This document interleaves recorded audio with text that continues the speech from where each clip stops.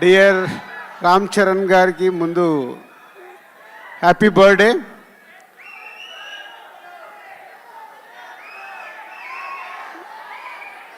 ఏది release date కావాలా? సరే, మీ ఓపికలకు చాలా పరీక్ష పెడుతున్నాము, కానీ ఒక ఉప్పెన ఒక తుఫాన్ వచ్చే ముందు మనకు ఓపిక పట్టక తప్పదు. RRR తర్వాత వస్తున్న సినిమా కాబట్టి రామ్ చరణ్ గారు ఇప్పుడు మెగా పవర్ స్టార్ కాదు, గ్లోబల్ స్టార్ అయ్యారు. ఆ రేంజ్కి సినిమా రీచ్ అవ్వాలంటే శంకర్ గారు ఒక్కొక్క పాటని ఒక్కొక్క సీన్ని తీర్చిదిద్దుతున్నారు. ఇంకొక 4 నెలలు ఓపిక పడితే మీ ముందుకి గేమ్ చేంజర్ 4 to 5 monthsలో రిలీజ్కి వచ్చేసింది. ఇంకో 2 monthsలో షూటింగ్ కంప్లీట్ అవుతుంది. అండ్ ఈరోజే జరగండి జరగండి అనే సాంగ్ రిలీజ్ అయింది. ఈరోజు మీరు సాంగ్లో చూసింది జస్ట్ 2%. 98% దాచిపెట్టుకున్నారు శంకర్ గారు. అది రేపు రిలీజ్ రోజు థియేటర్లో చూసినప్పుడు ఆ సాంగ్ వర్త్ ఏంటనేది మీకు అర్థమవుద్ది. ఈ ఒక్క సాంగే కాదు, ఇలా ఒక 5 పాటల్ని శంకర్ గారు ఆయన స్టైల్లో డిజైన్ చేసి పెట్టాడు.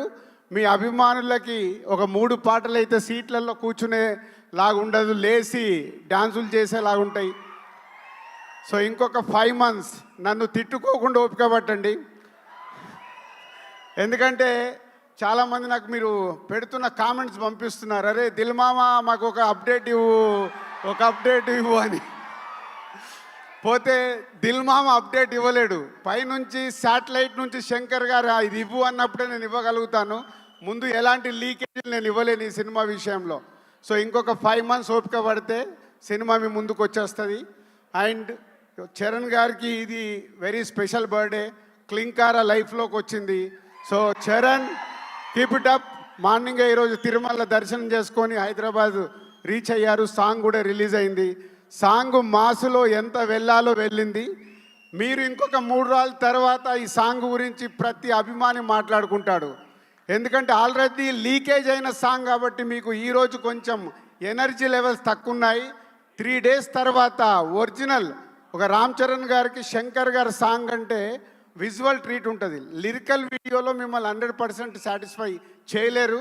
పోతే సినిమా చూసిన రోజు మీకు ఈ సాంగ్ పడితే ఏంటో అర్థమవుద్ది.